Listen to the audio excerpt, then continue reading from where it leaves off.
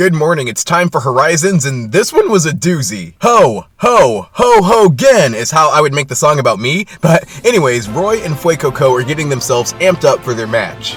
In retrospect, all this excitement was cute. As the kids are discussing Roy's upcoming blistering battle, before they know it, they arrive in Mount Tenevera. And what a cool name that is, sounds like a place to go mountain climbing. They run into some folks who start to give them the lay of the land, but Roy's like, I don't care about that, just point me to the gym. Although upon arrival, they find out that Ryme's absent. Hey, gotta keep that suspense rising like the Volt Tacklers. Eventually, they wind up near a stage where they bump into a whole fleet of some not so good boys. Cute and friendly up front, but these Grievards have one of the creepiest gimmicks, literally stealing the kid's life force. Wild things like that or Drifloom's dex entry is why I love ghost types. Speaking of Drifloom, these infamous little kidnappers get their hands, paws or gloves maybe, on Terrapagos and start to take off. Out of the blue though, Nemona assists them in helping retrieve the turtle, thwarting what I'm assuming was Spinel's master plan. So once things are settled and they get back to the arena, Roy has a bit of an Ash moment with his battle request.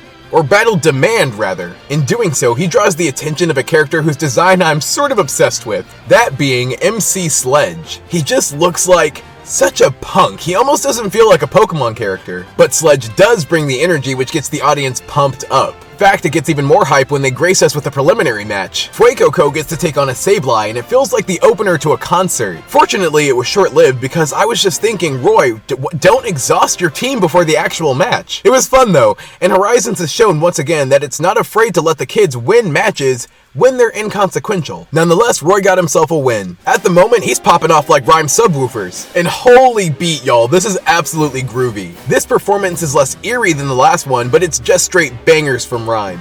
She got me out here shouting, Gym Leader, at the screen. Horizon's characters sort of have this spunky attitude to them that I just vibe with hard. Ryme is no exception. So now that Roy knows who he's got to challenge, it's time to begin the great battle of Ryme. I'd say less than Katie and Larry, Lyme really puts the pressure on Roy. I mean, neither Liko or Dot had to participate in a rap battle. That said, Roy's verse had me giddy. Lil Bro can freestyle? Love to see it. Now that they've warmed up the cold, let the battle start. Kilowattrel makes its official battle debut, and I was optimistic for it. Assumedly, Kilo wouldn't want to fall behind Fuecoco, right? So I was sure due to that it would put up a fierce and lengthy, oh, it lost. Well, that was somewhat disappointing. Roy's secondary Pokemon, much like Tinkatink, couldn't show off at all. Even though it makes sense for Coco to be the trump card, it's like, might as well have skipped Kila altogether.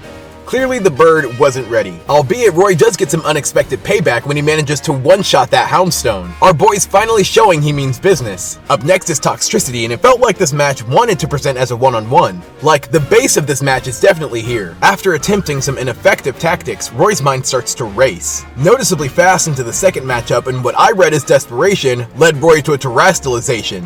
This would have been the moment to make a comeback, but before he can even make a move, Ryme stops him dead in his tracks. I can't even lie, this was an embarrassing loss for Roy. I mean that without malice too, he was just simply annihilated. Yeah, I wasn't too impressed by this display, and evidently neither was Ryme. She makes quite the harsh decision to fail Roy, and if that wasn't enough, she tells him too that as Fuecoco's partner, he isn't bringing out Fuecoco's power or potential. Dang. Now, given the nature of these exams, it makes sense a pass or fail could be based on the whim of the proctor. It looks like Roy just got unlucky. Obviously he wants to win and do right by his croc. Neither of those were accomplished today. What a failure and a truly despairing moment for Roy. Oof.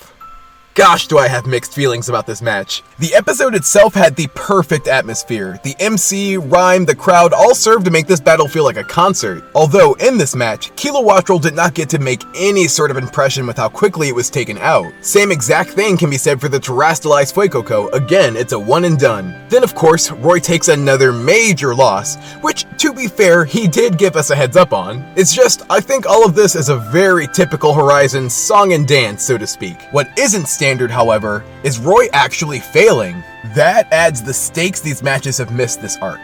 This is what makes me care, a real reason to train and do better. You know, I'd actually really like to see the kids do some sparring with each other every once in a while. As well, what I've also been wanting is a rematch to occur after a defeat, meaning Horizons has the opportunity to quote-unquote fix what was missing from this match. I will take this episode as a fair setup and give it a B.